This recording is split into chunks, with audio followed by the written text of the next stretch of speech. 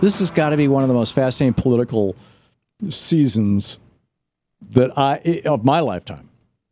I mean, the closest, what it reminds me of in some ways was the 1964 Republican Convention, and which was kind of the beginning of my really seriously paying attention to politics, because my dad was so into Barry Goldwater in 64, and I was 13 years old, and just starting to understand how politics might influence my life and the world.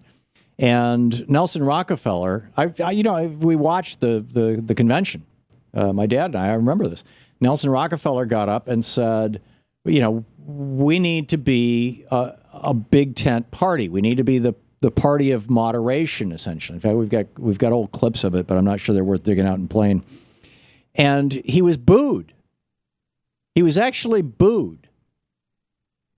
The guy who had been the party's nominee for vice president in a previous era was actually booed.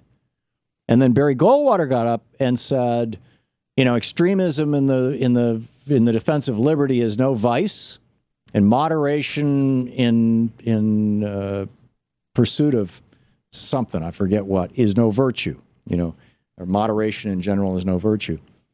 And that election, there was this really, really stark contrast between the Goldwater wing of the party, which ultimately became the Reagan wing of the party, and the Rockefeller wing of the party, which has vanished. With the exception of maybe Mark Kirk from Illinois, I mean, there are no liberal Republicans at all, and Kirk is not a liberal. He's just he's got 2 or 3 decent things on his voting record.